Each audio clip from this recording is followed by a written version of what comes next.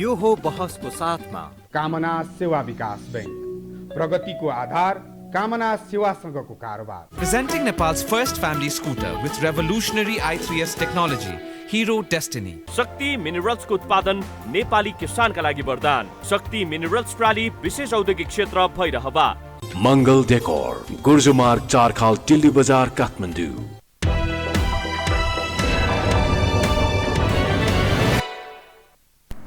नमस्कार, यो बहसमा म यहाँहरूलाई हार्दिक स्वागत गर्दछु। जीवराम भण्डारी। आज यहाँहरू सामुने उपस्थित हुनुहुन्छ निरञ्जन थापा। उहाँ पूर्व कानुन मन्त्री हुनुहुन्छ, कानुनका ज्ञाता पनि, पूर्व राजदूत, राष्ट्रिय प्रजातन्त्र पार्टीका नेता पनि। उहाँसँग आज म समसामयिक राजनीतिक अवस्था, पछिल्लो विकास भएको राजनीतिक घटनाक्रम अनि सर्वोच्च अदालत एउटा यस्तो सङ्कटमा फँसेको जस्तो देखा पर्छ। संवैधानिक इजलास गठन भएको छ। यसैका विभिन्न घटनाक्रमहरू पनि हेर्दा सरकारका प्रमुख 3 अङ्गमध्ये, राज्यका प्रमुख 3 अङ्गमध्ये कार्यपालिका, व्यवस्थापिका र न्यायपालिका यी एक अर्कामा स्वतन्त्र छन् जसरी भनिन्छ, त्यस अनुरूप फस्दै गएको सर्वोच्च अदालत। यी यावत विषय छन्। म आज निरञ्जन थापासँग खुलेर यी विषय उठान गराउने प्रयत्न गर्नेछु। सर्वप्रथम म उहाँलाई स्वागत गर्छु। स्वागत छ यहाँलाई। धन्यवाद। अब म यहाँसँग कहाँबाट प्रारम्भ गरेँ भने नि, जुन अवस्थामा नेपालको राजनीति अलि लामै समयदेखि हेर्दाखेरि कस्तो देखिन्छ भने अप्ठ्यारो अवस्थातर्फ उन्मुख भएको घटनाक्रमले त्यस्तो देखाउँदथ्यो। एकपछि अर्को जो हामीले गौरव गऱ्यौँ नि, संविधान सभाबाट बनेको संविधान यो अत्यन्त गौरवपूर्ण छ। मानौ एउटा स्वर्गीय कल्पना यो संविधान जारी भए पश्चात त्यो ढङ्गको अहिले पनि मानिसहरू व्याख्या गर्छन्। तर एकपछि अर्को हामी सङ्कटतर्फ उन्मुख हुँदै गएको संवैधानिक सङ्कटतर्फ उन्मुख जस्तो देखा पर्दछ। संवैधानिक इजलास गठन भयो, तत्पश्चात यो 5 सदस्यीय संवैधानिक इजलास उपर वरिष्ठ अधिवक्ताहरूले प्रश्न उठाए। सर्वोच्च अदालत र बार र समग्र पक्षबीच आरोप प्रत्यारोप र ध्रुवीकरणको अवस्था देखा पर्दछ। अब तपाईँ एउटा कानुनको पनि राम्रो ज्ञाता, अनुभवी पनि हुनुहुन्छ, पूर्व कानुन मन्त्री पनि भएको नाताले यो स्थितिलाई कसरी बुझिनुपर्छ, आम मानिसले कस्तो धारणा बनाउनुपर्छ, म यहीँबाट सुरु गरेँ। कृपया संवैधानिक इजलास गठन भएको विषय, तत्पश्चात विवादमा परेको संवैधानिक इजलास, आरोप प्रत्यारोप र ध्रुवीकरण भएको समग्र तस्बिर कृपया। धन्यवाद जीवरामजी। यो तपाईँले जुन एउटा प्रश्न गर्नुभयो अत्यन्त चाहिँ नि अहिले समसामयिक र चाहिँ नि जनतालाई आवश्यक पर्ने नै कुरा यो कुरो हो। यसको पक्षमा कुरा गर्नुभन्दा अगाडि तपाईँसित म अलिकति एउटा सैद्धान्तिक पक्षको कुराकानी गर्न जान्छु। संवैधानिक नैतिकता भन्ने एउटा कुरा हुन्छ। संवैधानिक नैतिकतालाई पालना गर्ने काम राजनीतिक कर्मीहरूको हुन्छ। जब संवैधानिक नैतिकताको पालना राजनीतिक कर्मीले गर्छन् नि, त्यसपछि संविधानवाद बल्ल चाहिँ तपाईँको चाहिँ नि अग्रसर हुन्छ। अहिलेको मुख्य समस्या भनेको संवैधानिकवादको सिद्धान्तलाई राजनीतिक कर्मीहरूले उल्लङ्घन गरेको अवस्था भएको हुनाले यो समस्या आएको छ। संविधानवादको तपाईँले कुरा गर्नुभयो, संवैधानिक नैतिकताको कुरा गर्नुभयो। अब नेपालको अहिले पछिल्लो राजनीतिक कर्मीहरूबाट त्यो नैतिकताको प्रश्न आफैमा हास्यास्पद जस्तो हुन्छ। कृपया अघि बढ्नुहोस्। अस्ति हिजो एउटा मान्छेले भन्दै थियो कि नेपालमा चाहिँ यो राजीनामा भन्ने शब्द नै हटाइदिनु हो कि भन्ने कुरा। कसैले राजीनामा नगर्ने भन्नाले राजीनामा भन्ने जुन शब्द छ नि त्यही नै हटाउनु पर्छ कि भन्ने कुरा पनि केही मान्छेले भन्छन्। अहिलेको जुन अवस्था जुन आयो तपाईँको चाहिँ नि यो महत्त्वपूर्ण कुरो यो चाहिँ नि कस्तो अवस्था आएको छ भने नि, यस्तै हाम्रो संविधान 21औं शताब्दीको पनि उच्च स्तरीय संविधान हो। यसको पालना गर्ने मान्छे चाहिँ नि एकदम चाहिँ नि के भन्छ भने पुरानो राणा शासनको पालाको चाहिँ नि के भन्छ नि चाहिँ नि दृढ जस्तो अथवा चाहिँ नि संविधानको पालनै नगर्ने मान्छेले यसलाई चाहिँ कार्यान्वयन गर्ने सबभन्दा ठुलो समस्या चाहिँ यो। यदि 21औं शताब्दीको संविधान नबनाएको भए अहिले जे प्रधानमन्त्रीले गराउनु भएको छ त्यो चाहिँ के भन्छ भने मुलुकको अवस्था त के थियो होला त्यो अलग्गै कुरा छ। त्यो कुरो हुन सकेन। अब यो संविधानको कुरामा यसको जन्मदेखिबाट अलिकति गएपछि मात्रै क्लियर हुन्छ। कृपया जस्तो अब जन्मको कुरा गर्दा यो संविधान सभा दुई पटक भएको संविधान सभा र उत्कृष्ट यो स्वर्गमा जाने लिस्नु जस्तो यो संविधान त्यसरी व्याख्या गरिएको छ। तपाईँले जन्मसँग जोड्नुभयो, कृपया त्यो जन्म बताउनु। अब संविधानको जन्म हुँदाखेरि जस्तो भारतमा पनि संविधान सभाबाट संविधान जन्म भयो, त्यहाँ विवाद भएन। बनाउँदाखेरि विवाद गरे तर बनेपछि विवाद भएन। यहाँ चाहिँ तपाईँको जुन दिन संविधान बन्यो एउटाले दीपावली मनाए, एउटाले कालो दिवस मनाए। जन्मिँदाखेरि नै यो संविधानलाई संशोधन गर्नुपर्छ भनेर यसको चाहिँ जन्म भएपछि विवादमा पर्यो यो। अब यो तपाईँको जन्मदेखि नै यो तपाईँको चाहिँ विवादमा पर्दै गएको छ। अब त्यतातिर जाँदाखेरिमा तपाईँको समय पनि नभ्याउला। अब सर्वोच्च अदालतको जहाँसम्म चाहिँ कुरा छ, यो त कस्तो हुन थाल्यो भने देवरामजी कि तपाईँको चाहिँ वकिलहरूलाई यस्तो व्यवस्था भएकोमा पनि यस्तो कुराहरू हुन्छ है, अप्ठ्यारा कुराहरू हुन्छन् भनेर अन्त अदालतमा चाहिँ नजिर गर्ने जस्तो नेपालको कुरो भयो। जस्तो हाम्रो प्रधानमन्त्रीजीले विश्वासको मत प्राप्त गर्नु भएन, एकचोटि होइन 2 पटक विश्वासको मत प्राप्त गर्नु भएन। प्रधानमन्त्री पनि हुनुहुन्छ र चाहिँ नि तपाईँको चाहिँ नि के भन्छ भने राजीनामा पनि गर्नुहुन्न। एउटा चाहिँ नि प्रश्नवाचक चिन्ह खडा यो भएको छ। अब यसपछि जब तपाईँले अदालतकै कुरा गरिसकेपछि संवैधानिक अदालत भने नेपालमा व्यवस्था छ। प्रश्न चाहिँ के आएर खडा हुन गयो भने संवैधानिक अदालतले अस्ति गरेको फैसलाको पूर्ण पाठै आइपुगेको छैन। उहाँले बोलेकोमा त पूर्ण पाठै चाहिँ आउँदा नपाउँदै 76 को व्याख्या त संविधान अदालतका 5 जना न्यायाधीशबाट भइ नै सक्यो। 76 मा सुप्रिम कोर्ट पछि नै सक्यो। यसले उसले 76 को बारेमा सबै कुरा भनिसक्यो। फेरि तपाईँको चाहिँ संसद विघटन भयो र फेरि त्यही नै 76 को व्याख्याको लागि हामी सर्वोच्च अदालतमा विपक्षीहरू जानुभएको छ। रिट दायर भयो, विमर्श यसपालिको रिटको चाहिँ एउटा चाहिँ शरीरै उपस्थित भएको छ। 149 जना देशबाट निर्वाचित जो संसद सदस्य छन् उनीहरू सुप्रिम कोर्टमा गइरहेका छन् न्यायको लागि। एउटा पक्ष राम्रै पनि हो, किनभने अराजकता सृजना गर्नुभन्दा अदालतको निर्णय हामी सबैजना मान्छौँ। अदालत निर्णय त फेरि सबैले मान्न पर्यो, सरकारले पनि मान्न पर्यो, विपक्षीले पनि मान्न पर्यो। अब यसरी गएको अवस्थामा फेरि त्यो संविधान अदालत होइन यो संसारमा नभएको कुरा एउटा विवाद हो। संसारमा भारतमा चाहिँ यसरी भएको छ। एकचोटि यस्ता संवैधानिक इजलासहरू गठन हुँदाखेरि भयो, भारतमा चाहिँ भयो। भारतमा चाहिँ तपाईँको 5 जना सिनियर जजहरूलाई राखेर महत्त्वपूर्ण मुद्दाहरू फैसला गर्ने व्यवस्थामा त्यहाँको प्रधान न्यायाधीशले चाहिँ नि सिनियर जजलाई नखाएर अरू नै जज राख्ने बित्तिकै सिनियर जजले पत्रकार सम्मेलन गर्थे। त्यो भर्खरको घटना हो, धेरै लामो पत्रकार सम्मेलन नै गर्थे उनीहरूले। र त्यसपछि त्यो अदालत चाहिँ नि ट्र्याकमा आयो र सिनियर जजहरू आउन थाल्यो। अब यसको बनावट जुन छ तपाईँको चाहिँ नि अब यसमा चाहिँ तपाईँको प्रधान न्यायाधीशको त्यो अधिकार हो, स्वविवेकी अधिकार हो। त्यो एकदम यो राख उराख भन्दा कसैले भनिनु जायज भन्न मिल्दैन। त त्यसको आशय चाहिँ नि के हो भने सिनियर जज त्यसमा परुन् र विशेषज्ञ त्यो मुद्दाको विशेषज्ञहरू हुन्छन्। न्यायाधीशहरू विभिन्न आफ्ना विशेषज्ञहरू हुन्छन्। त्यस्ता विशेषज्ञहरू त्यसमा परुन् भन्ने हिसाबले प्रधान न्यायाधीश, किन प्रधान न्यायाधीश भनेर निष्पक्ष हो नि। ऊ त नेपाली जनताको चाहिँ निष्पक्ष मूर्ति हो, न्यायमूर्ति हो। उसले तलमाथि गर्छ भन्ने त हामीले विश्वासै गर्नु हुँदैन। त्यो नभएको हुनाले केही वकिलहरूलाई तपाईँको अहिले आपत्ति भयो। होइन हामी चाहिँ 2टा न्यायाधीशहरू भएको चाहिँ हामीलाई आपत्ति छ भनेर केही वकिलहरूले भन्नुभयो। अब यसमा म अलिक स्पष्ट पार्दिनँ, यहाँलाई म अनुरोध गर्दछु। यहाँ कानुनको ज्ञाता पनि भएको हुनाले, पूर्व कानुन मन्त्री पनि भएको नाताले मैले राप्रपाको नेताको रूपमा तपाईँलाई मैले यो प्रश्न गरिरहेको छैन। एउटा वकिलले जो एउटा पक्ष छ वकिल, रिटमा ऊ बहस गर्नेवाला छ, त्यो वकिल बहस गर्दैछ।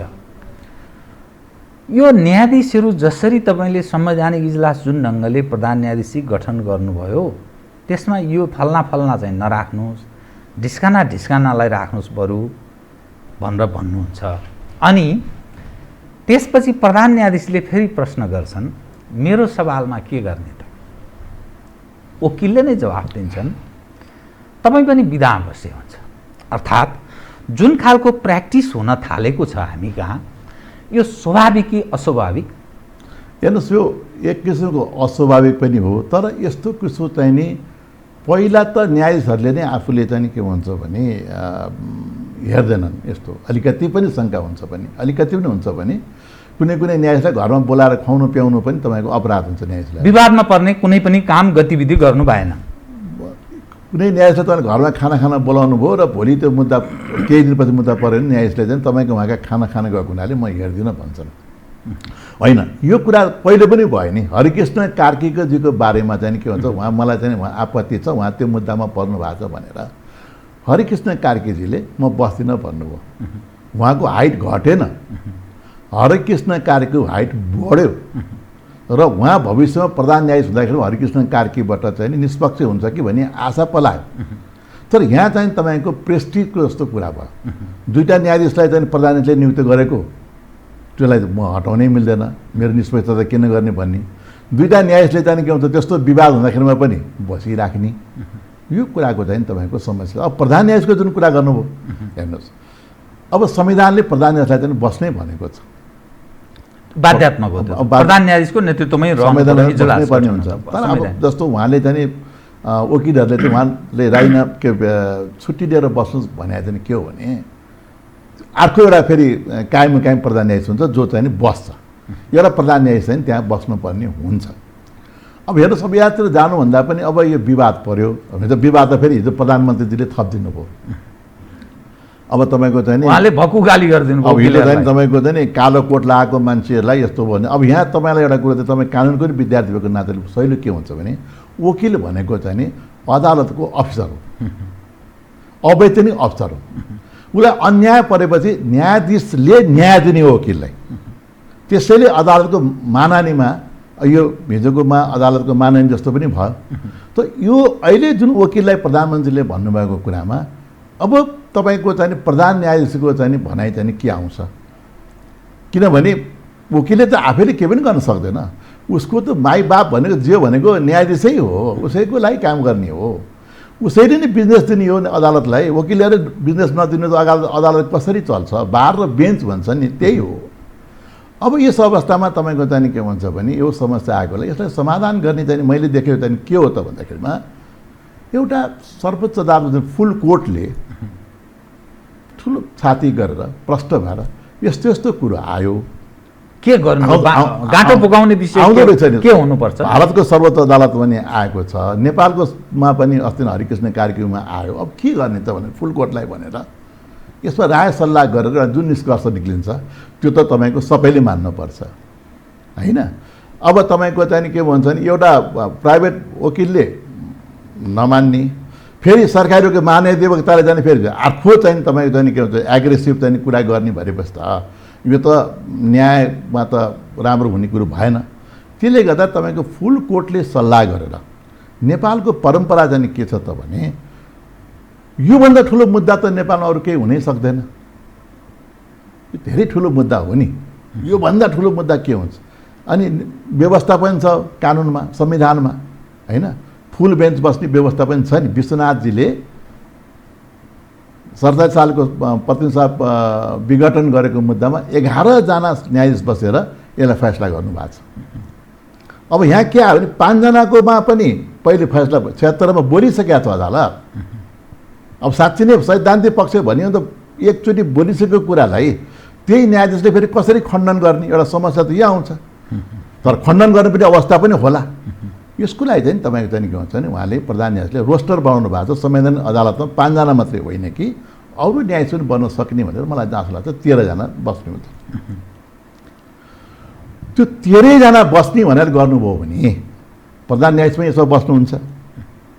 अहिले 2टा न्यायाधीश विवादित भएको छ, उहाँ पनि बस्न पाउनुहुन्छ। र चाहिँ नि त्यो गरिसकेपछि जुन रिट निवेदककर्ताहरू छन् उहाँलाई पनि यो कुरो मान्य हुन्छ। यसरी यस्तो निकास निकाल्ने भए यसरी निकास निकालौँ, होइन निकास ननिकालेर चाहिँ एउटा चाहिँ फैसला गर्ने हो भने यो जे फैसला आउँछ त्यो विवादित फैसला हुन्छ। विवादित फैसला आइसकेपछि समस्या समाधान गर्न अदालतमा जाने, फेरि समस्या जहाँको त्यहीँ हुन्छ भने अदालतमा गएर पनि के काम भयो? यो निकास चाहिँ यसरी गर्दाखेरि निकास चाहिँ सहिलो होला जस्तो मलाई लाग्छ। 13 जनाको अर्थात् त्यो ढङ्गले जान सकिन्छ। फेस सेप पनि हुन्छ, समग्रमा सम्बोधन त्यो संविधान अदालतले फेरि भन्नुपर्छ है, संविधान अदालत नभनिकन त्यो गर्न मिल्दैन। संविधान अदालतले यो यसै सम्बन्धमा उनले चाहिँ एउटा निर्णय गरेर यस्तो गर्दा राम्रो हुन्छ भनेर दुईवटा मैले भने, एउटा फुल कोर्टमा न्यायाधीशले प्रधान न्यायाधीशले सल्लाह गर्नु पर्यो होइन, सबैजना चाहिँ तपाईँको चाहिँ त्यो न्याय गर्न नै आएका छन् नि, हामीलाई विश्वास छ प्रधान न्यायाधीशप्रति। अस्तिको फैसला पनि त्यति नराम्रो त छैन नि, राम्रै फैसला भएको छ नि अस्ति पनि। त्यसले उहाँले चाहिँ ओपन हृदयले चाहिँ गरे, त्यसलाई प्रेस्टिज इस्यु, प्रधान न्यायाधीशले प्रेस्टिज इस्यु, दुईवटा जजले चाहिँ मलाई प्रेस्टिज इस्यु गर्नु हुँदैन, हरिकृष्ण कार्कीले गर्नु भएन। म फेरि पनि भन्छु त्यो राम्रो सुन्दरता देखेको छ त्यो। अब समस्या के रह्यो भने जति जति राजनीतिक विवाद राजनीतिक दलहरू सिर्जना गर्दछन्, यी सबैको समाधान निरन्तर राजनीतिक निर्णय अदालतले दिनुपर्ने, अनि राजनीतिक कर्मी जो नीतिहरूको राजा राजनीति भनेर भन्छ नि, त्यसबाटै सबै बन्दछ। संविधान बन्छ, ऐन कानुन बन्छ, राज्यका विभिन्न त्यो जति पनि राज्यका संरचनाहरू छ त्यसै निश्रित बन्दछ। यो कुन प्र्याक्टिस हामी गरिरहेका छौँ? यो नेपालको राजनीति कुन दिशातर्फ जाँदैछ?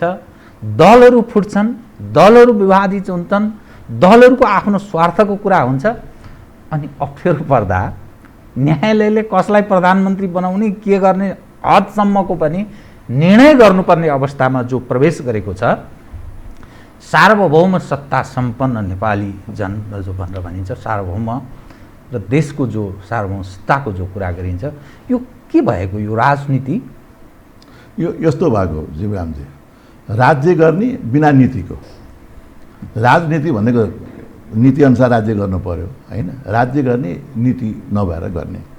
अब अहिले सबैको चाहिने रोल, प्रमुख विपक्षी दलको रोल पनि त्यति राम्रो देखिएको छैन, प्रधानमन्त्रीजीको रोल पनि त्यति राम्रो देखिएको छैन, अरू दलहरूको पनि रोल त्यति राम्रो देखिएको छैन। किन देखिएको छैन? सबभन्दा पहिले तपाईँ जब काम गर्न जान्छन्, संविधान गलत संविधान बनेको छ, त्यस कारणले जब त्यो संविधानभित्र प्रवेश गर्छन् कुरा मिल्दैन।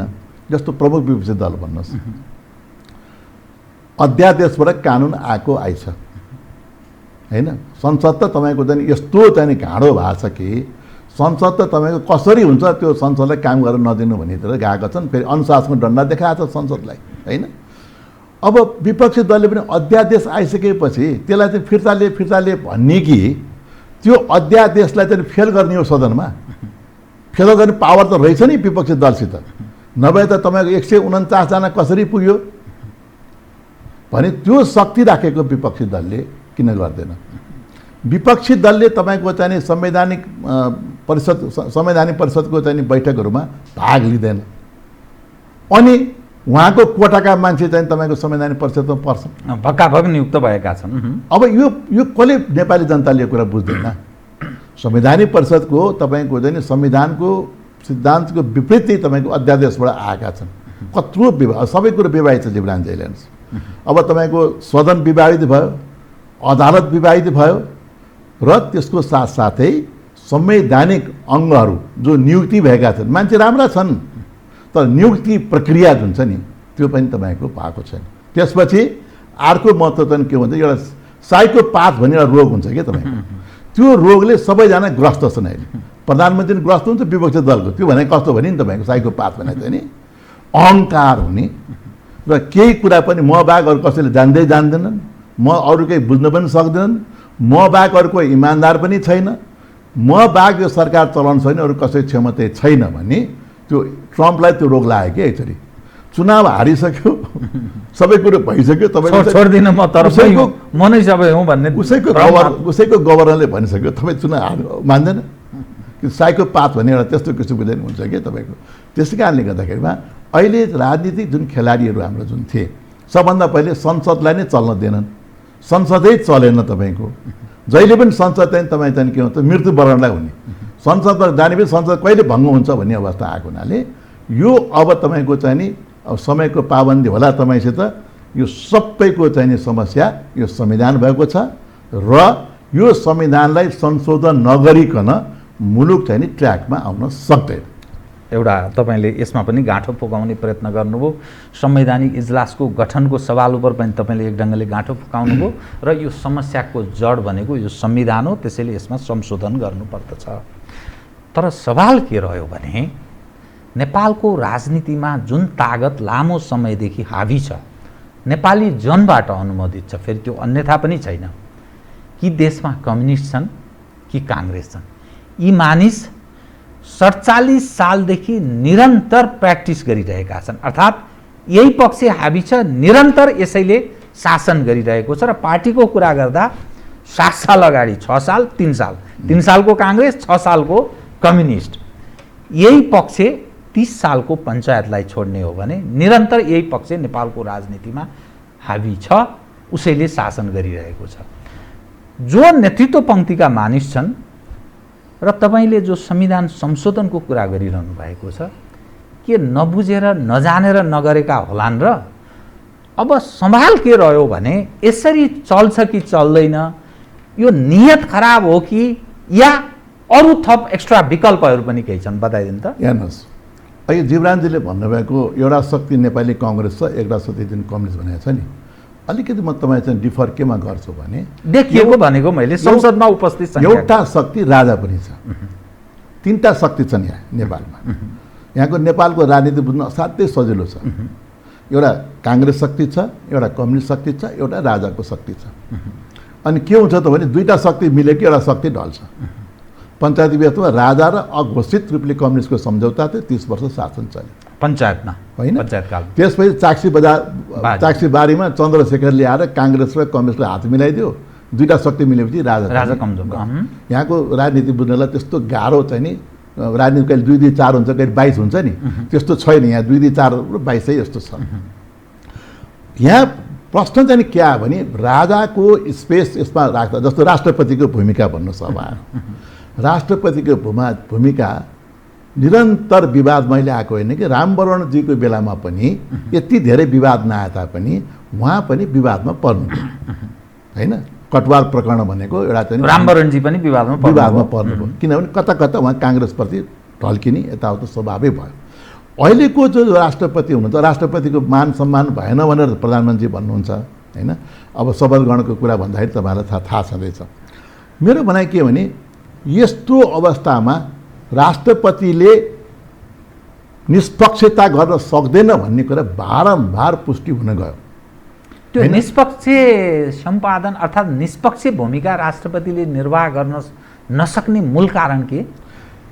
राष्ट्रपतिको जुन कल्पना गरिएको छ नि, जुन अभिभावकीय भूमिकाको राष्ट्रपतिको अभिभावकीय भूमिका त गौडै हुन गयो। अहिले राष्ट्रपतिले जुन गर्दै हुनुहुन्छ त्यो त तपाईँको चाहिने भारत शक्तिशाली हिसाबले भारतको राष्ट्रपति छ। हेर्नुहोस्, उसले एक्सर्साइज गर्दैन पावर, तर भारतको राष्ट्रपति एकदम शक्तिशाली छ होइन। उहाँकै राष्ट्रपतिकै नाममा शासन चल्दछ। अहिलेको राष्ट्रपतिलाई अलङ्कारी बनाइएको छ, तर उहाँको जुन क्रियाकलाप सक्रिय राष्ट्रपति, संविधान संशोधन यहीँ भइसक्यो तपाईँको। उहाँको भूमिका सक्रिय भएर हुँदा अब खोपको बारेमा पनि उहाँ आफै चाहिने के हुन्छ भने राष्ट्राध्यक्षसँग वार्ता गरिरहनु भएको छ, जो उहाँको मर्यादाले त्यो मिल्दैन। जस्तो तपाईँको चाहिने भन्नुहोस् न, तपाईँको अब प्रतिनिधि सभा विघटनकै भन्ने कुरामा राष्ट्रपतिको सबभन्दा पहिले भावना त के हुन पर्यो भने भरसक चाहिने संविधानले संसद विघटन नहोस् भनेको छ। ए तिमीहरू पहिले चाहिँ विघटन गरिसक्यो, फेरि विघटन जाने हो र नगर भनेर प्रधानमन्त्रीजीलाई उहाँले सम्झाउनु पर्ने। अथवा विपक्षी दल आएका छन् 149जना छन् भने के भयो त? एकचोटि ऊ पहिले आएको छ, कुन अवस्थामा आएको छ भने अब प्रधानमन्त्रीले चाहिँ के भन्छ भने म चाहिँ गर्दिनँ भनेर भनेको अवस्था, त्यो आएको अवस्था आएको हुनाले फ्लोर टेस्ट गर्न चाहिँ उहाँले दिएको भए निष्पक्षता हुन्थ्यो। अहिले राष्ट्रपतिले हामीले जुन किसिमको राजा भएपछि निष्पक्ष हुन्छ यस्ता कुराहरू आए नि।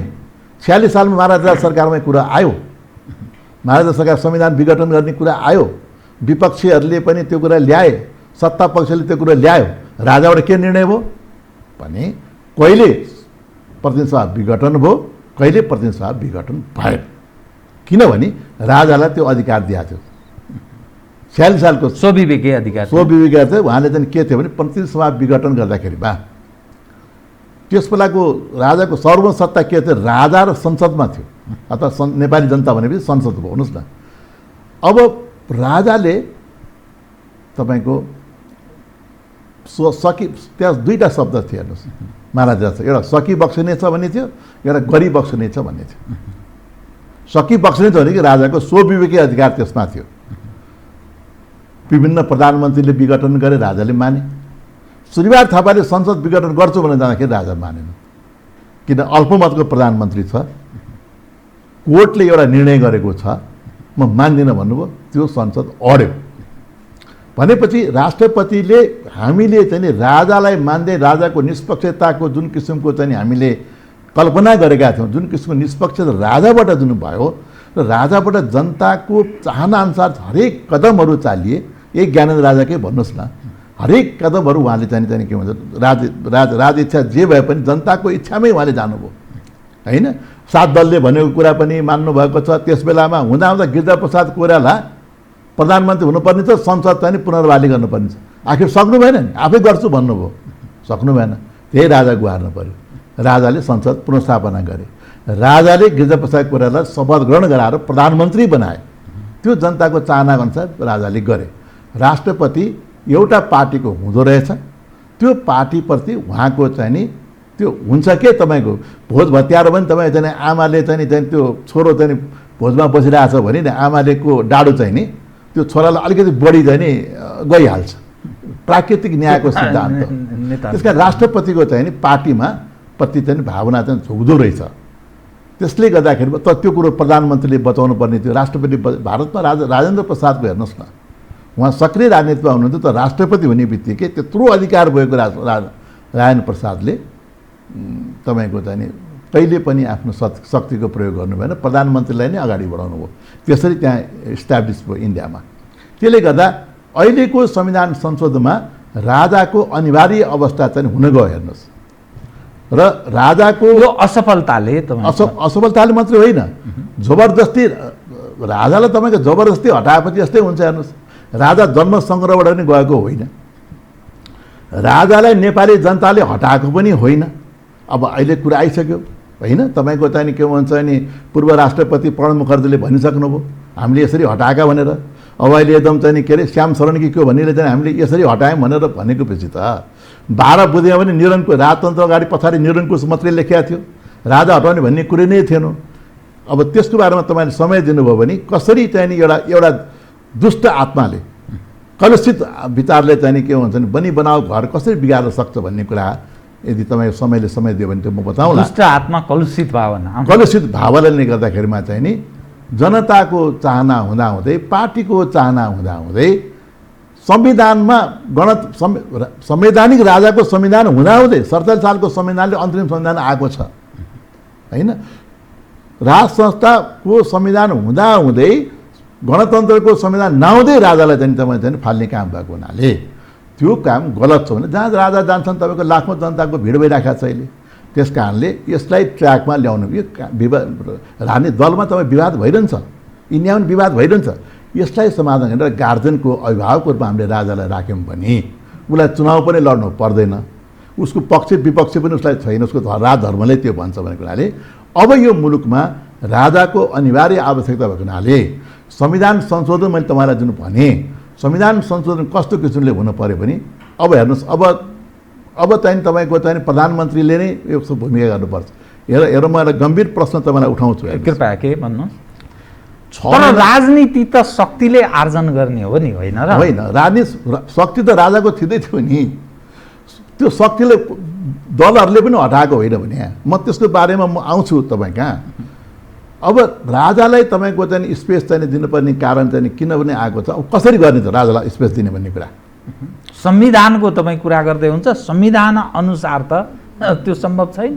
अब त्यसलाई सम्भव बनाउनु पर्यो। नेपालमा सम्भावना जस्तो तपाईँको चाहिँ 47 सालको संविधानमा व्यवस्था त थिएन नि, राजाको बारेमा व्यवस्था थिएन नि, बोल्नु पनि पाइँदैन। राज संस्थालाई चाहिँ के भन्छ नि तपाईँको बहुदलीय व्यवस्थाको बारेमा होइन र, अपरिवर्तनीय कुरा थियो, परिवर्तन भए। संसद मरेको संसद चाहिँ भ्युजिए, नेपालमा जे पनि हुन्छ यहाँ। त्यसले गर्दा अहिलेको चाहिने अवस्था चाहिँ के भने संविधानले फङ्सन गरेन।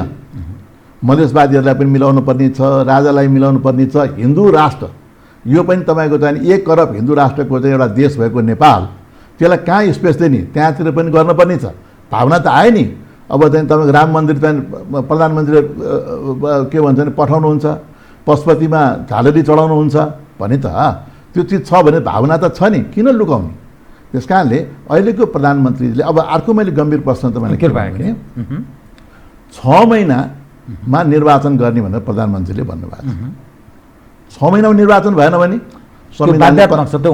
संवैधानिक सङ्कट उत्पन्न 6 महिनाभित्र संविधान निर्वाचन त कुनै पनि हालतमा हुँदै सक्दैन हुनै सक्दैन के कारण बताउनुहोस् त यो प्रधानमन्त्री कमिटमेन्ट गरिरहनु भएको छ निर्वाचन आयोगलाई उहाँले निर्देशन दिएको कुरा भलै संवैधानिक अङ्गलाई त्यो अनुरूप निर्देशन दिने हो कि होइन अर्को पक्ष छँदैछ किन हुन तर त्यो पनि उहाँले किन एक त कोरोनाको महामारीको अवस्था छ कोरोनाको महामारीमा चाहिँ तपाईँको चाहिँ जान सक्दैन एक दोस्रो कुरो अब अदालतको फैसला पनि कस्तो भयो भने तपाईँको जे फैसला आए पनि अब चाहिँ तपाईँको चाहिँ एउटा चाहिँ राजनीतिक निकास चाहिँ त्यो फैसलाबाट चाहिँ नि आउला जस्तो मलाई एउटा मुद्दाबाट फेरि अर्को एउटा मुद्दामा जाने मात्रै कुरा हुन्छ त्यो निकास आउँदैन किन अहिलेको प्रधानमन्त्रीले यो सबै कुरालाई हेरेर मध्य संविधानलाई तपाईँको चाहिँ नि कुठाराघात के त्यो छत विच्छेद चाहिँ संविधान भएको छ 21औं शताब्दीको संविधान राम्रो भए पनि त्यो छत विच्छेद भएको नाताले यसलाई चाहिँ तपाईँको सजिलो उपाय छ यसलाई चाहिँ नि प्रधानमन्त्रीजीले यो सबै कुराहरू किन गर्ने अब एउटा राष्ट्रिय सरकार उहाँले बनाऊ र चाहिँ यो कुरा संविधानमा के एडजस्टमेन्ट गर्छ एडजस्टमेन्ट गरौँ भनेर संविधान सुझाव आयोग भनेर जुन गठन भयो 47 सालमा त्यो मोडेल त सक्सेस भयो त्यही मोडेलले नै काम गर्यो त्यसमा सबै काङ्ग्रेस र कम्युनिस्टको पनि तपाईँको सहभागिता थियो नि हैन त्यस्तै तरिकाले उहाँले गर्ने र निर्वाचन गर्ने संविधान संशोधन गर्ने जस्तो राष्ट्रिय सरकार बनाउने संविधान संशोधन गर्ने निर्वाचन गर्ने त्यो संविधान संशोधनलाई भविष्यको संविधानले चाहिँ नि संसदले जे गर्नुपर्ने गरिहाल्ला त्यसले गर्दा यसको लागि अहिलेको प्रधानमन्त्रीज्यूको महत्त्वपूर्ण रोल हुन्छ उहाँले त्यो खालको निर्णायक हैसियत देखाउनु पर्यो उहाँले भनिसक्नुभयो उहाँले प्रधानमन्त्रीजीले के भन्नु भने संसदमा यो संविधानमा संशोधन गर्नुपर्ने कुरा पनि म तयार छु भन्नुभएको छ उहाँले तयार छ त भन्नुभयो सरकारमै कोही बस्छौ भने पनि म तयार छु त बोल्नुभयो त उहाँले त्यसले अब तपाईँको चाहिँ नि उहाँ अब दुईटै कुरा छ उहाँले नै राष्ट्रिय सरकारलाई पहल कदमी गर्ने संविधानमा संशोधन गर्नुपर्ने छ भने के कुरामा संशोधन गर्नुपर्ने ल यो यस्तो हिन्दू राष्ट्रको कुरो पनि आयो राजाको कुरा पनि आयो यसको एउटा निर्कोल गर्नुपर्ने अवस्था चाहिँ नि उहाँलाई छ यदि उहाँलाई नै विपक्षले मान्छन् भने त ठिकै भयो यदि मान्दैनन् भने फेरि हामीसित चाहिँ तपाईँको खिलराज मोडेल त हामीसित छँदै नै छ मार्ग प्रशस्त प्रधानमन्त्रीले गरिदिनुपर्छ भन्ने खिलराज मोडेल त छ नि त हामीको त्यो मोडेल पनि फेल खाएको मोडेल त होइन त्यसले पनि त एउटा निकास त गरेकै छ त्यो मोडेलले पनि तपाईँ चाहिँ त्यो जुन खिलराजवाला जुन मोडेल छ त्यो फेलियर मोडेल होइन नि त्यो सफलै मोडेल हो त्यसले गर्दा तपाईँ चाहिँ के भन्छ भने त्यहाँतिर जानुपर्ने आवश्यकता म देख्दछु होइन अहिले तपाईँले बारम्बार चाहिँ के भन्नुभएको छ भने म फेरि पनि भन्छु कि नेपालमा राजा चाहिँ तपाईँ चाहिँ के भन्छ न त 7 दलले फालेका हुन् न त तपाईँको चाहिँ के भन्छ भने नेपाली जनताले गरेका हुन् अब यो म त्योसँग तपाईँ त्यो विषयमा म आउँछु कि दुईटा विषय तपाईँले मलाई जवाफ दिनुहोस् अदालतबाट राजनीतिक निकास आउँदैन भन्ने पुष्टि भयो जो भन्नुभयो नि अदालतले राजनीतिक निकास दिनुपर्ने यो कस्तो परिवर्तन आएको यो यस्तो हुन्छ जस्तो विद्यार्थी जब बिचमा झगडा गर्छन् नि त्यसपछि हेड सरले नै मिलाइदिने हो होइन यो आपसमा झगडा नगरेको अदालतले आफैले मुद्दा मागे होइन नि म आफै हेर्छु तिमीहरू बदमासी गर्यो भनेर अदालतले गरे होइन नि न्याय पाऊँ भनेर तपाईँ जाने के भन्छ भने गइराखेका छन् यसको अर्थ यो राजनीतिक जो नेतृत्व छ यो अयोग्य छ यो सिस्टम सञ्चालनका लागि भन्ने घटनाले किनभने छाती ठुलो भएन न सरकारको छाती ठुलो भयो न त प्रमुख विपक्षी दल तपाईँको 5 वर्षलाई तपाईँ चाहिँ विपक्षीमा बस्नु वेटिङ प्राइम मिनिस्टर हो भनेर भनेको प्रमुख विपक्षी दलको भूमिका बदमासी पनि एउटा कुरा हो र अहिलेसम्म उपसभामुख नै नियुक्ति भएन हेर्नुहोस् होइन संविधान अब तपाईँको अब संविधानमा के संशोधन गर्नु पर्यो हेर्नुहोस् अब एउटा पार्टीका दुईटा दलका अध्यक्ष एउटा पार्टीका दुईटा अध्यक्ष हुँदो रहेछ नि त्यो खारेज गर्नु पर्यो दुईटा अध्यक्ष भन्ने कुरा चाहिँ एक अध्यक्षले अर्को अध्यक्षलाई निकाल्ने मात्रै काम हुँदो रहेछ त्यसलाई अब हामीले त्यो दुईटा अध्यक्ष राख्न पाइने छैन भनेर लेखिनु पर्यो त्यो खारेज गर्नु पर्यो अर्को चाहिँ तपाईँ चाहिँ के गर्नु पर्यो भने चाहिँ यो जुन प्रधानमन्त्रीले जुन किसिमको चाहिँ रोल गर्नुभएको छ संवैधानिक परिषदको नियुक्तिहरू हुन्छ नि भारतमा तपाईँको चाहिँ नि क्याबिनेटले नै गर्छ हेर्नुहोस्। यो संवैधानिक परिषदको अब औचित्य छैन, आवश्यक देखिएन। किन नाटक गर्ने हो? संसदमा पनि त्यही प्रधानमन्त्रीको बहुमत छ, ती उसले जे भनेको छ आशा कुन चाहिँ सुनवाई समितिमा तलमाथि गएको छन् र हेर्नुहोस् होइन, त्यो पनि छैन। संवैधानिक परिषद भागभण्डाको हिसाब जरुरी देखिएन, वास्तवमा प्राइम मिनिस्टरलाई सहयोगी खालको संविधान जरुरी छ भन्ने। प्रधानमन्त्री गर्दाखेरि विपक्षी दलको 2-4 जना मान्छे राख्दाखेरि पनि किन त्यहाँको त संविधानले दियो नि, यहाँको संविधानले तपाईँको प्रमुख विपक्षी दल दुईटा कल्पना, प्रमुख विपक्षी दल तपाईँको त्यसमा र उपसभामुख भने जुन त्यसमा मेम्बर राखेका छन्, कारण छ त्यसमा साना साना दलको पनि प्रतिनिधित्व त्यहाँ निष्पक्ष संवैधानिक परिषदको चाहिँ निर्णय होस्, संवैधानिक अङ्गको नियुक्ति गर्दाखेरिमा त्यो उपसभामुखलाई राखेको साना दलहरूको पनि भोइस त्यहाँ पुगोस् भनेर बनाएको। हाम्रो होइन, राम्रो मान्छेको चयन होस् भन्ने उद्देश्य त्यो देखिन्छ, कहिले पनि भएन, तर त्यो भएन, व्यवहारमा हुनाले अब यी पनि तपाईँको परिवर्तन गर्नुपर्ने अवस्था चाहिँ आएका छन्। हेर्नुहोस् है, राजदूत नियुक्ति गरेको छ, एउटा नाटक हुन्छ, अदालत सबै यो बेकारको चाहिँ तपाईँको न सुनवाईको राम्रो व्यवस्था छ, समयको बर्बादी किन गर्ने? भारतमा तपाईँको चाहिँ क्याबिनेटले नै गर्ने गरेको हुनाले अब क्याबिनेटले नै गर्ने, तर क्याबिनेटले गर्दाखेरिमा कस्ता मान्छे हुनुपर्छ भन्ने एउटा क्राइटेरिया बनाएर त्यो गरेको अवस्था हुन्छ। अहिले चाहिँ तपाईँको चाहिँ नि जुन तपाईँले अदालतमा गयो जुन भन्नुहुन्छ नि, आपसमा लडाइँ भएर एउटाले भन्यो क्या हिजो राइना भन्ने शब्दै हटाउने हो कि नेपालबाट भन्ने कुरो, राइनामा कसैले पनि नगर्ने भयो। त्यस कारणले त्यो अवस्था आएको हुनाले अब तपाईँको चाहिँ के भन्छ, यस्तो हामीले चाहिँ एउटा कल्पना गर्नु पऱ्यो, अभिभावकको चाहिँ आवश्यकता हाम्रो देशमा भएको नाताले र राष्ट्रपतिले गरेकोमा हामीलाई अलिक आशा थियो, सुहाएन के राष्ट्रपति राजाले गरेको कुरा जति राष्ट्रपति गर्नु खोज्नुहुन्छ नि त्यो सधैँ सुहाएन। कतै पनि त्यो कुरा चाहिँ के भन्छ जनताले चाहिँ त्यसलाई चाहिँ स्वीकार गर्नु सकेनन्, त्यो गरिमा कायम हुन सकेन, त्यो खालको नेतृत्व भन्नु त्यो गर्न वर्तमान सरकारले पनि राष्ट्रपतिको मौका, प्रधानमन्त्रीले नै बढी मिसयुज गर्ने प्रयत्न गरेको देखियो होइन, आफ्नो अनुकूल आफ्नो हितमा प्रयोग गर्न खोजेको त्यो संस्थालाई विवादन पार्ने काम चाहिँ सरकारले वास्तवमा बढी गर्यो भन्ने। अब यहाँ एउटा बताइदिनुहोस्, तपाईँले बारम्बार हिन्दू राष्ट्र र राज संस्थाको तपाईँ एडभोकेसी जो गरिरहनु भएको छ, त्यो ल्याउने के उपाय के बताउनुहोस् त? संविधानले त्यो बाटो दिँदैन कि तपाईँ जनमत सङ्ग्रहको कल्पना तपाईँ गर्नुहोस्, कि शक्तिले आर्जन गर्नु पर्यो, अर्थात् बलात् ढङ्गले राजनीतिमा तागत भएपछि त जे पनि सम्भव छ नि, कि त्यो या चुनाव जितेर त्यो पक्षपातीहरू 2/3 बहुमतमा प्रवेश गरेपछि त्यस अनुरूपको त्यो सम्भावना रहन्छ, या राजनीतिक दलहरू बिच त्यो खालको एउटा समझदारी आवश्यकता बोध उनीहरूमा भयो भने त्यो सम्भव रहन्छ। अब यो जुन अवस्था छ त यत्रो लामो सङ्घर्ष पश्चात राज संस्थाको उन्मूलन गरेर जुन तागत नेपालको राजनीतिमा हावी भएको छ, राष्ट्रिय अन्तर्राष्ट्रिय, त्यो सम्भव छ र? सम्भव के कुरो छैन भने राजनीतिमा तपाईँ नेपालमा भएन र भने नेपालमा संविधान एकातर्फ थियो, अर्कोतर्फ चाहिँ गणतन्त्र भन्ने भन्थे होइन, राजालाई हटायो। अब राजालाई हटाएको कुरामा त कुरो पनि आइ नै सक्यो होइन। अहिले पूर्व परराष्ट्र सचिव भारतकाले चाहिँ के भन्छ, त्यो विषय तपाईँसँग कुरा उठान गर्छु। अब त्यो आइ नै सक्यो।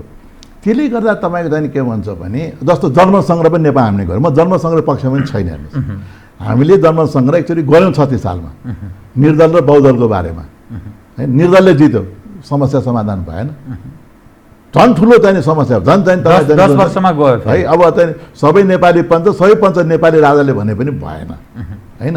जनमत सङ्ग्रह पनि नहुँदो रहेछ पनि। राजनीति विवेक अहिले हाम्रो नेतृत्व बनिसकेको छ, संसदमा प्रतिनिधित्व गर्ने पार्टीको मान्छेहरू बसेर तपाईँको चाहिँ के भन्छ यो कुरामा हामी चाहिँ संशोधन गर्न जाउँ र त्यसमा तपाईँको बाधक चाहिँ के हुन्छ भने त्यो प्रधानमन्त्री को हुन्छ भन्ने कुराको जुन बाधक छ त्यसलाई चाहिँ जे हुन्छ। अब अहिलेको प्रधानमन्त्रीसँग हाम्रो पूर्वाग्रह राख्नुपर्ने कुरो पनि छैन, इलेक्टेड हुनुहुन्छ, सब चिज हुनुहुन्छ, सबै कुरो राम्रो। यति हो कि उहाँ चाहिँ 2/3 बहुमतको प्रधानमन्त्री भने जहिले पनि उहाँलाई चाहिँ भ्रम चाहिँ रहन गयो। उहाँले त सुरुमै निर्वाचन गर्दाखेरिमा 2 दलसित गर्दाखेरिमा यो समस्या आयो। जे होस्, अहिले चाहिँ प्रधानमन्त्रीले कतिवटा कुरा राम्रो पनि गरिरहनु भएको छ होइन, सबै कुरो नराम्रो पनि छैन। र विपक्षी प्रमुख विपक्षी दलसित उहाँको चाहिँ नि सहभागिता पनि नभए होइन, मित्रता पनि नभएको होइन। प्रचण्डजी पनि ओलीजीसँग चाहिँ सँगै सहभागी भएर बसेको हो भने खुला हृदयले चाहिँ के हुन्छ यस्तो यस्तो कुरा आएको हुनाले के कुरामा संशोधन संविधान संशोधन गरौँ र निर्वाचन हामी जाउँ भन्ने उहाँले चाहिँ गरेको अवस्थामा चाहिँ नि एउटा चाहिँ नि निकास चाहिँ आउँछ। र किन म यो भन्छु भने हिन्दू राष्ट्र र राजा भन्ने कुरा नेपाली जनताले फालेको त्यो होइन। न त नेपालको संविधानले मिल्थ्यो, न त नेपाली जनताले मिल्थ्यो। र यो कुराको पुष्टि कसरी पुष्टि गर्ने? भारतका मान्छेले बाबा मैले राजा फालेको भनेर उहाँले बारम्बार भनिसकेपछि पनि फेरि अरू केही कुरो भन्नुपर्छ र? अब म तपाईँसँग दुई विषयलाई जोडका साथ उठान गर्छु है। राजनीतिमा महत्त्वपूर्ण निर्णय गर्नका लागि त्यो निर्णय क्षमता भएको, त्यो निर्णायक हैसियत भएको व्यक्ति जरुरी हुन्छ। जस्तै बिपी कोइरालाले 100मा त्यो निर्णायक हैसियत राखेको देखिन्छ, राजा महेन्द्रले राखेको देखिन्छ, कतिपय सवालमा राजाहरूले निर्णायक हैसियत राखेको देखिन्छ। राज संस्थालाई अलग पारेको अवस्थासँगै सिर्जना भएको जुन खालको राजनीतिक चरित्र र नेतृत्व हाबी भएको देखा पर्छ। गणेशमानजीले, किशुनजीहरूले, गिरिजाप्रसादहरूले एक समय त्यो निर्णायक हैसियत देखाएको देखा पर्छ। पछिल्लो समयमा कता कता केपी ओलीमा त्यो निर्णायक हैसियत, त्यो निर्णय क्षमता चाहिँ छ है अहिले भएका समकालीन नेताहरूमा भन्ने अर्थ त लाग्दछ, तर कार्यान्वयन गर्न सक्ने हैसियत उहाँको छैन भन्ने कुरा आफैलाई उहाँ बचाउन सकिरहनु भएको छैन, हम्मे हम्मे परिरहेको छ। अनि अपोजिसन त्यो निर्णय क्षमता राख्ने त्यो क्वालिटीको नेतृत्व छैन, अर्थात् नेपाली काङ्ग्रेस। प्रचण्डजी पनि अब त्यो लुरे भइसक्नुभयो, माधवजीको त्यो हविगत छ, मधेस केन्द्रित दल त्यो तहमा छैनन्। अनि त्यो कहाँबाट सम्भव हुन्छ बताउनुहोस् त? कहाँबाट कसले गर्दछ त्यो?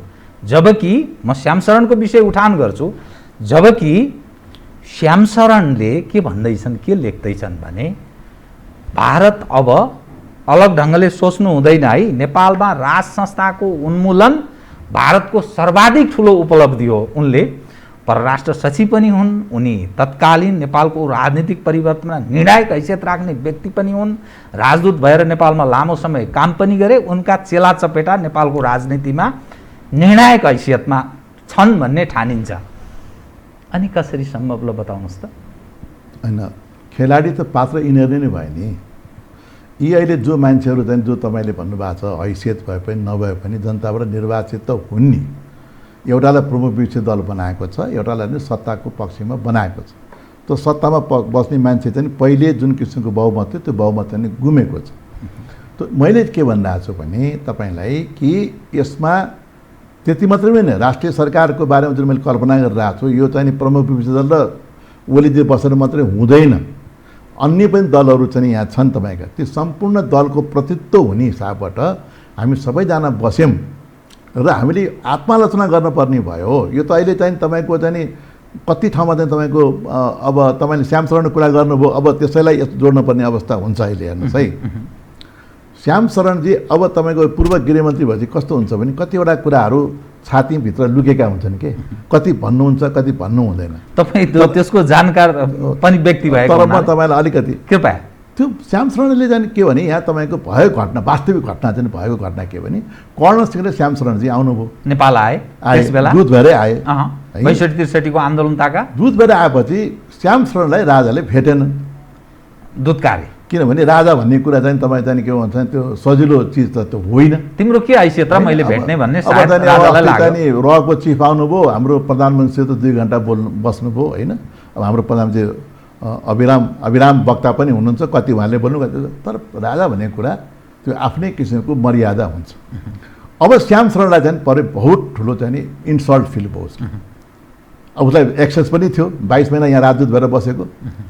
ल है, नेपालको चाहिँ तपाईँको राज संस्था चाहिँ नि यहाँको बारेमा हटाउने नै भारतको लाइन छ भनेर श्यामशरणले भनिदियो। हेर्नुहोस्, त्यो भनिदियो। त्यसपछि तपाईँ चाहिँ जबकि भारतमा 2 पिलर सिस्टम, संवैधानिक राजा र तपाईँ चाहिँ के भन्छ भने बहुदलीय व्यवस्था चाहिँ नि उहाँ निरन्तर चाहिँ भारतको लाइन नै त्यही हो, गरिराखेको पनि त्यही हो।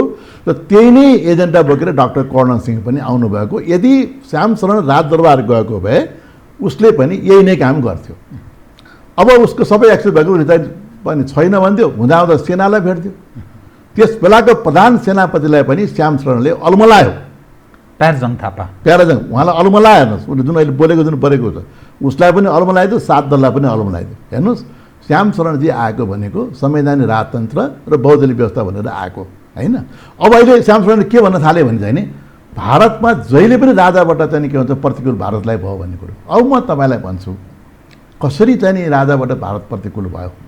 हेर्नुहोस्, म गृहमन्त्री थिएँ, एकचोटि परराष्ट्र राज्य मन्त्री नटवर सिंह चाहिँ नि भारतबाट आउनुभयो 12 सिटर प्लेन लिएर। मलाई दरबारबाट चाहिँ तपाईँ एयरपोर्टमा जानु स्वागत गर्नुहोस् भन्नु। म स्वागत गर्ने क्या, नटवर सिंह तपाईँको राजा कहाँ गयो? फेरि 2 दिन हुनपछि तपाईँले बिदाई गर्नुहोस् भन्नु, बिदाई गरेर नटवर सिंह गयो। के रहेछ नि पछि मैले थाहा पाएँ। डाइरेक्ट दिल्लीबाट आयो, त्यसरी भेटे अनि गए। कसैलाई भेट्यो, चर्चा भएन, कसरी चर्चा पनि भएन। यो 62 सालको होइन, म गृहमन्त्री तपाईँ भएको बेला मेरो काउन्टर पार्ट भयो नटवर सिंह। नटवर सिंह गएपछि के दिने, कोलपुर वनवासाको जुन बाटो छ त्यो चाहिँ चाइनाले चाहिँ बनाउन लागेको हुनाले हामीलाई आपत्ति छ। त्यो सन्देश लिएर आयो। राजाले भने, अब मैले सुने है, पछि राजाले के भनेछ भने यो त मेरो हातमा छैन, यो ग्लोबल टेन्डरको कुरा हो, चाइनाले चाहिँ त्यो टेन्डर जितेको कुरालाई मैले कसरी हटाउन सक्छु र? नटवर सिंहले होइन, हामीलाई चाहिँ यो त हाम्रो बोर्डरको भएको हामीलाई आपत्ति छ। चिनियाहरू त्यहाँसम्म पुग्दा हामीलाई आपत्ति। यो श्यामशरण भन्ने मान्छेले सुन्नुपर्छ है यो कुरा। त्यसपछि त्यो भनिसकेपछि राजाको चिनसँग राम्रो मित्रता थियो। मलाई यस्तो अप्ठ्यारो पर्यो, चिनले तिमीलाई त्यस्तो अप्ठ्यारो पर्छ नि, ठिक छ भनेर चिनले छोडिदियो।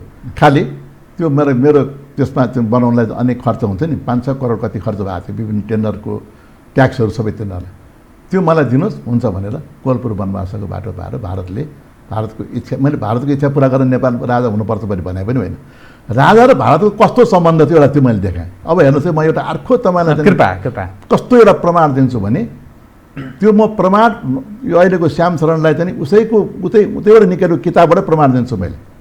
मिसन र भन्ने अहिले आरके यादवले एउटा किताब लेख्नु भएको छ, कस्तो सम्बन्ध रहेछ राजाको र इन्डियाको। हेर्नुहोस् है, इन्दिरा गान्धीले इमर्जेन्सी लगाएर, इन्दिरा गान्धी पदच्युत भएपछि उहाँको विरुद्धमा आयोग गठन हुने, CIB लाग्ने सबै गर्न थालेपछि इन्दिरा गान्धीले के भन्नु भने, त्यस बेलाको रको चिफ रहेछ कि पहिले काम गरेको, फेरि त्यो सरकारको भयो त्यो मान्छे, रको चिफलाई बोलाएर इन्दिरा गान्धीले के भन्नु भने, मलाई अब यिनीहरूले मलाई बिताउने भए, म मेरो छोरा राजीव गान्धीलाई नेपाल पठाउँछु र म राजनीतिक स्वर्णको रूपमा चाहिँ त्यहाँ जान्छु भन्ने हिसाबको छ नि इन्दिरा गान्धीले त्यो कुरो भन्ने थियो। र भन्ने त्यो बेला चिफ काओ भन्ने थियो, उसले होइन त्यसो गर्नु पर्दैन, म तपाईँको। तर हेर्नुहोस् न विश्वास, इन्दिरा गान्धी उहाँप्रतिको एउटा चाहिँ के भन्छ विश्वास। हेर्नुहोस्, नेपालमा तपाईँको चाहिँ के भन्छ भने भारत विरोधी गतिविधिहरू हामीले कुनै हालत हुँदैन। म गृहमन्त्री, ISI-को चाहिँ तपाईँको एक्सेस हुन्छ, पाकिस्तानको प्लेन डाइरेक्ट यहाँ आउँछ, भारत र रुसको चाहिँ सम्बन्ध भयो, ट्रिटी भयो, अमेरिकालाई आपत्ति छ, CIA र ISI-को चाहिँ तपाईँको सम्बन्ध छ, डाइरेक्ट प्लेन नेपालमा आउन सक्छ। तर ISI-बाट कुनै पनि तलमाथि गतिविधि भारतको विरुद्धमा गर्न हुँदैन भनेर स्ट्यान्डिङ अर्डर चाहिँ गृहमन्त्रीबाट दिएको हेर्नुहोस्। मैले किन दिएँ, राजाले भनेर दिएँ मैले, यहाँ कुनै किसिमको गतिविधि भारतको विरुद्धमा गतिविधि हुनु हुँदैन भनेर नि तपाईँको चाहिँ नि त्यसरी चाहिँ के भन्छ रिलेसन भएको। अब त्यस्तै तरिकाले हेर्नुहोस् है, इमर्जेन्सी इन्दिरा गान्धीले लगाइन्, इन्दिरा गान्धीले इमर्जेन्सी लाउँदाखेरि त्यहाँ मान्छेलाई फेरि उनले धेरै दुःख दिन्, त्यो मान्छे भागेर इन्डियाका मान्छे नेपाल आए, पूर्व मुख्यमन्त्री थिए कपुरी ठाकुर, विभिन्न मान्छेले यहाँ आएका थिए। यो त तपाईँको शरण दिने काम भयो। त्यस्तो किसिम पवित्र राजाको तपाईँको जनसङ्घसँग आजको सम्बन्ध हो। जनसङ्घ जुन थिए तपाईँको RSS भन्छ तपाईँको लालकृष्ण अडवाणी, अटल बिहारी वाजपेयी कहिलेकाहीँ हिन्दू सम्राट पनि भन्थे। त्यस्तै तपाईँको भारतीय जनता पार्टीसँग उहाँको चाहिँ त्यत्तिकै किसिमको राम्रो सम्बन्ध चाहिँ उहाँको चाहिँ भएको थियो। र भारतले यो मात्रै होइन, 1962 वार भयो चीन र भारतको, चाइना बोर्डरमा यहाँ छ र त्यो बोर्डरमा भए तापनि भारतको विरुद्धमा गतिविधि गर्न त हामीलाई दिएनौँ नि। हामी भारतले मात्रै होइन, चीनमा पनि त्यस्तै गर्छौँ है। हामी एउटा चीन भनेर मान्छौँ र तिब्बती शरणार्थीहरूलाई हामी चाहिँ के भन्छ यहाँ जो आएका छन् चाइनाको विरुद्धमा। अब समय कतिको हुन्छ, म ली फ्याङ भन्ने चाइनाको प्रधानमन्त्री नेपाल आउनुभन्दा 8 दिन कि 9 दिन अगाडि म बेजिङमा थिएँ। हेर्नुहोस्, मलाई बडा त्यहाँ स्वागत सम्मान, मेरो काउन्टर डिप्युटी प्राइम मिनिस्टर रहेछ। पछि यसो बुझ्दाखेरि उनीहरूले के भने हाम्रो प्रधानमन्त्री चाइनाबाट तपाईँको आउँदै हुनुहुन्छ, त्यहाँ तिब्बती शरणार्थीहरू के तलमाथि भयो भने के हुन्छ, त्यसको जिम्मेवारी म हुन्छ, म मृत्युदण्ड पनि लिन तयार छु भने म आएँ। सबै तिब्बती शरणार्थीहरूले भएर तपाईँहरू चाहिँ गुम्बामा बस्नुहोस्, हाम्रो प्रधानमन्त्री तलमाथि हुनु भने हामीले चाहिँ केही पनि तलमाथि हुन दिएनौँ। हाम्रो यो त चीन र भारतको बिचमा राजाले चीन र भारतलाई चाहिँ तपाईँको टक्राउ नहोस् भनेर सबैलाई चाहिँ बनाएको चिज हो। यो सन्तुलन बनाएको। भारतको चाहिँ नि राजालाई चाहिँ तपाईँको चाहिँ नि के भन्छ भने ऐत हुने कुरो केही पनि छैन र भारतमा यो कुरो बुझ्नुपर्छ।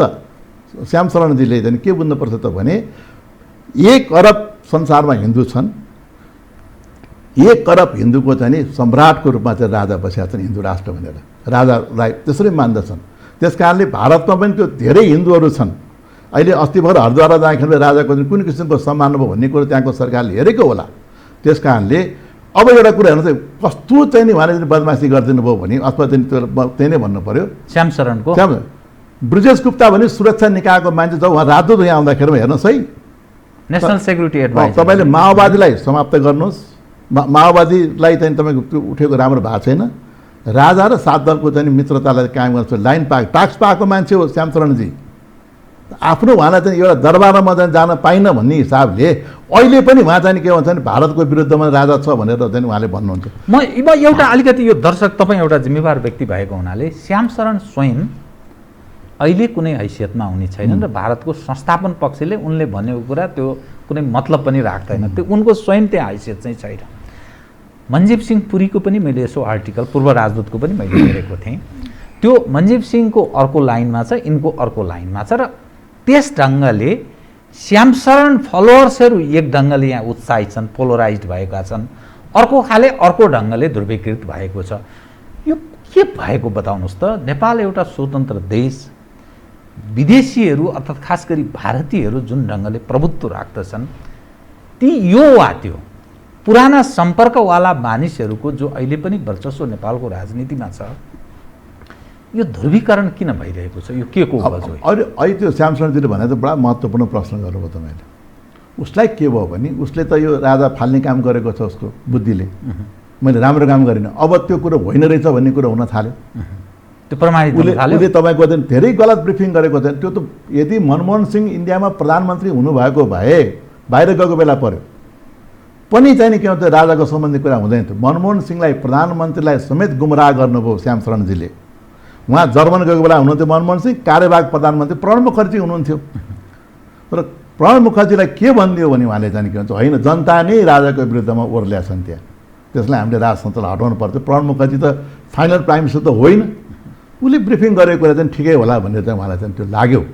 त्यसले गर्दाखेरि चाहिँ आज चाहिँ नि कति सहिलो थियो तपाईँको राजा हुँदाखेरिमा भन्नुहोस् न। अब तपाईँको चिनलाई ब्यालेन्स गर्न सकिया थियो, भारतलाई गर्न सकिया थियो, सबैको कुरा थियो। तपाईँको त्यति मात्रै होइन, कत्रो मित्रता हो। बिपी कोइरालालाई चाहिँ तपाईँको चाहिँ पछि लास्टमा इन्दिरा गान्धीजीले तपाईँ यहाँ बसेर नेपालको विरुद्धमा काम नगर्नुहोस् पनि भने हो। राष्ट्रिय सहमतिको मिलेर आएको चाहिँ कुरा पनि यहाँ भएको हो। त्यसले गर्दाखेरिमा यो यस्तो हुन्छ, दुष्ट आत्माहरू भने कस्तो हुन्छ नि, तब के भन्छ नि रामायणमा एउटा मन्थरा भन्ने हुन्थ्यो नि, त्यो मन्थराले त्यो कोरोना भाइरस कोही कहिले हाल्थ्यो, कोही कहिले हालेपछि तपाईँ चाहिँ के भन्छ अयोध्या नै रुवावासी भएन। दशरथ मरे, राम वनवास गयो, कहाँ गयो होइन, दुष्ट आत्मा।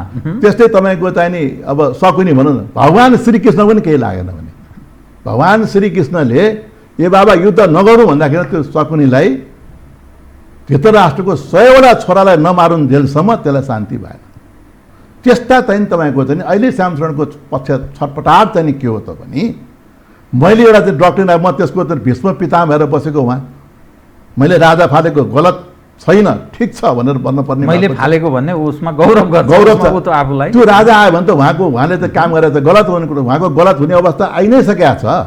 अब भारत सरकारले मेरो विचारले रिभ्यू गर्नुपर्ने हुन्छ। मैले हेर्नुहोस् है, भारत सरकारबाट राजा हुनुपर्छ भन्ने पक्षमा म छैन। राजा भनेको नेपाली जनताबाटै हुनुपर्छ होइन। तपाईँलाई म एउटा कुरो भनौँ, राजा कतिको स्वाभिमानी हुन्छन् भनेर सिक्किम चाहिँ जब भारतमा विलय हुने अवस्थामा चोग्याल तपाईँको चाहिँ दिल्ली गयो, जानुभयो भन्नु पऱ्यो राजा भएपछि,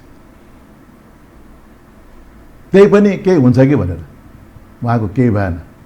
हाम्रो राजा त्यो बेला ज्ञानेन्द्र महाराज राज सरकार यो सब चलखेल भएको अवस्थामा यदि इन्डिया जानुभयो भए यो हुँदैन थियो।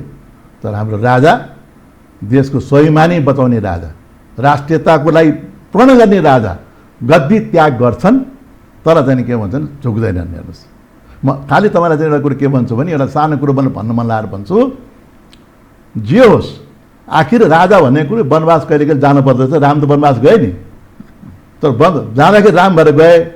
जब 14 वर्ष फर्केपछि भगवान् श्रीराम भएर आएनस्। जतिसुकै दुर्योधनले गरोस्, जतिसुकै धृतराष्ट्रले गरोस्, जतिसुकै शकुनी गरोस्, युधिष्ठिर त हस्तिनापुरको राजा भए।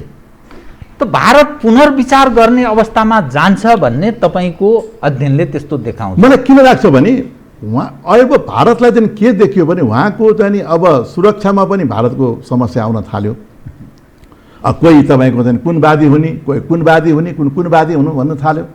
कुनै पनि कुरा चाहिँ के हुन्छ नि एउटा मित्रता पक्षले चाहिँ काम गर्नुपर्ने अवस्था पनि भएन। कसलाई विश्वास गर्ने, कसलाई विश्वास नगर्ने, कहिले एमसिसीको कुरा आउँछ होइन, कहिले तपाईँको चाहिँ नि के भन्छ विभिन्न राजदूतहरू नाम त लिनु भएन, त्यो चाहिँ विभिन्न राजदूतको त्यहाँ चल्केको हुनाले शङ्का उशङ्का भयो। राजा महेन्द्रले हेर्नुहोस् त इन्डियालाई कसो गरेको गोदावरी राजमार्गको बाटो बनाउनु भयो राजाले, भारतलाई आपत्ति थियो भन्नुभयो नि उहाँले, राजाले गोदावरी राजमार्ग बाटोबाट कम्युनिस्ट आउँदैन है भन्नुभयो। नेपालमा कहाँबाट आयो कम्युनिस्ट भन्नुहोस् त, यदि श्यामशरणको कुरालाई मान्ने हो भने त होइन। अब कताबाट आयो त ल भन्नुहोस् न, तपाईँको त चाइनाबाट त आएन नि त चाहिँ के भन्छ भने श्यामशरणको भनेअनुसार त के त नेपाल त्यो परिवर्तनको घडीमा प्रवेश गर्यो भन्ने तपाईँको सारमा निष्कर्ष असम्भावी छ। परिवर्तन तपाईँको नेपालमा हुनैपर्छ, किनभने तपाईँको नेपालको इतिहासमा 10 वर्ष 12 वर्षपछि जनता जागृत हुन्छ नि। हेर्नुहोस् अहिले राजाको फेभरमा तपाईँका बुढापाका मात्रै छ नभन्ठान्नुहोस्, धेरै यङ मान्छेहरू चाहिँ विदेश अन्तर्राष्ट्रिय क्षेत्रमा सम्पूर्ण क्षेत्रबाट जाने के भन्छ किन भएको छ भने एउटा त सानसानो कुरो है, राष्ट्रपतिले गल्ती गरेर पनि केही चाहिँ नेगेटिभ पनि आएको होला, तर पोजिटिभ साले चाहिँ राजा चाहिँदो रहेछ है। यो चाहिने यो 1 करोड नेपालीको हिन्दू राष्ट्र देशमा चाहिँ एउटा चाहिँ इजरायल हेर्नुहोस्, म त्यहाँको राजदूत आएको मान्छे, थोरै सानो 80 लाख जनसङ्ख्या छ, जुई छरको देश भएको हुनाले संसारका जुइसलाई गौरव छ मेरो देश इजरायल छ भनेर। आज 1 अरब हिन्दूहरू तपाईँको चाहिँ गौरव गर्नु पाएका छन्, देशै छैन उसको, कस्तो दुर्भाग्य। लाखौँ वर्ष अगाडिको धर्म आएकोमा अब उसको देश छैन। त्यसले गर्दा तपाईँ चाहिँ त्यति मात्रै होइन कि एउटा भरपर्दो विश्वासिलो कुनै मान्छेलाई विश्वास गर्यो भने त्यसलाई इम्प्लिमेन्ट हुनसक्छ भन्ने कुरा, त्यस्तो मान्छे भारतलाई पनि चाहिएको छ, चीनलाई पनि चाहिएको छ, ताकि भारत र चीनको बिचमा तलमाथि भएको अवस्थामा कुनै किसिमका चाहिँ के भन्छ पक्ष विपक्ष नलाग्ने अवस्थामा चाहिँ भएको चाहिँ एउटा हुनुपर्ने मान्छे। यो त भएन। बहुदलीय व्यवस्था आइसकेपछि तपाईँको चाहिँ एउटा न एउटा राष्ट्रपति टिल हुनुपर्ने अवस्था हुँदो रहेछ। बहुदलीय व्यवस्था त चाहिन्छ नि फेरि मैले भने, तर त्यसमा चाहिँ तपाईँको वार्निङ गर्ने एउटा राजा चाहिँ मैले फेरि चाहिँ भन्छ कि बहुदलीय व्यवस्थामा एउटा त्यसका कति सकारात्मक पक्षहरू छन्। अब हाम्रो बहुदलीय व्यवस्था भनेको फेरि बहुदलीय व्यवस्था विकल्प बहुदलीय व्यवस्था नै हो, प्रजातन्त्रको विकल्प छैन भन्ने हिसाबले जाने के हुन्छ नि यो सुन्दर राष्ट्र तपाईँको चाहिँ जुन बनेको छ, तपाईँको 47 सालको राम्रै तरिकाले गएको थियो मुलुक। त्यसले गर्दाखेरि राजाको चाहिँ नि यहाँ उपस्थिति अनिवार्य छ र राष्ट्रिय अन्तर्राष्ट्रिय सेक्टरमा पनि यो कुरा चाहिँ भएको नाताले म चाहिँ नि के देख्दछु भने कि भारतको विरुद्धमा भनेर जुन किसिम आज यो पर्दाफास गर्नुपर्ने छ श्यामशरणजीको चाहिँ नि उहाँले चाहिँ तपाईँ एउटा कुरा आज गजब कुरा भन्छु म तपाईँलाई, इन्दिरा गान्धीले जब चाहिँ तपाईँको मोरारजी देसाई प्राइम मिनिस्टर भए इन्दिरा गान्धीलाई हेलिकप्टर पाएन। हेर्नुहोस् नेपालको हेलिकप्टर चुनाव प्रचार भयो त्यहाँ, हुन्छ इन्दिराले त्यो भाडा तिर्नुभयो। यस्तो किसिमको चाहिँ हाम्रो जाने सम्बन्ध छ राजासँग, पारिवारिक सम्बन्ध छ भारत र नेपालको। भारतको विरोधी नेपाली हुनै सक्दैन, नेपालको विरोध भारतको हुँदैन, खालि कहिले कहिले तत्कालीन सरकारहरूको बिचमा डिस्प्युटहरू हुन्छ, त्यति मात्र हो। हस्, केही विषयहरू पनि म उठान गर्न चाहन्छु, समयले यतिसम्म साथ दियो, कार्यक्रममा आइदिनु भयो, बहुत धन्यवाद छ यहाँलाई। आदरणीय दर्शकवृन्द, उहाँ हुनुहुन्थ्यो निरञ्जन थापा, पूर्व कानुन मन्त्री। समसामयिक विषयलाई केन्द्रमा राखेर गरिएको कुराकानी। म सहित मेरो सम्पूर्ण युनिटलाई कार्यक्रमबाट बिदा दिनुहोस्, तर यो हो टेलिभिजन, हेर्दै रहनुहोला। नमस्कार।